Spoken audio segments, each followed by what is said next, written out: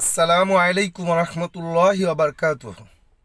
আপনার সন্তান বড় হয়ে গেছে, অল্প স্বল্প বোঝা শুরু করেছে। আপনারা যখন স্বামী স্ত্রী এক বিছানায় ঘুমাবেন, আপনার সন্তানকে আপনার পাশে ঘুম পাড়াবেন না। আপনার সন্তানকে আপনি অনেক ভালোবাসেন, কিন্তু তার মানে এই নয় আপনারা রাত্রে কি করছেন সেটা সন্তানকে বুঝতে দিবেন। সন্তান বুঝতে পারে। কখনোই সন্তানকে এক বিছনায় ঘুম পাড়াবেন না।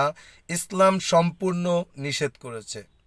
আর সন্তানদেরকে বলবো, যাদের সন্তান একটু বড় হয়েছে, বাবা মা যখন রুমে থাকবেন তখন তাদের রুমে আসার সময় অবশ্যই নক করে আসতে হবে। এইটা শরীয়ত অর্ডার করেছে, শরীয়ত হুকুম করেছে যে বাবা মা এক রুমে থাকলে যখন ওই রুমে সন্তান প্রবেশ করবে, সন্তান দরজায় নক করে তাদের অনুমতি নিয়ে রুমে প্রবেশ করবে। তাই আমি বাবা মাদেরকেও বলবো, আপনার সন্তানকে এই বুঝটা ঢুকিয়ে দিন মাথার ভিতরে, যাতে তারা কখনোই আপনাদের রুমে অনুমতি ছাড়া প্রবেশ না করতে পারে। এটা সম্পূর্ণ নিষেধ আছে শরীয়তে। আসসালামু আলাইকুম রহমতুল্লাহি ওয়া বারাকাতুহু।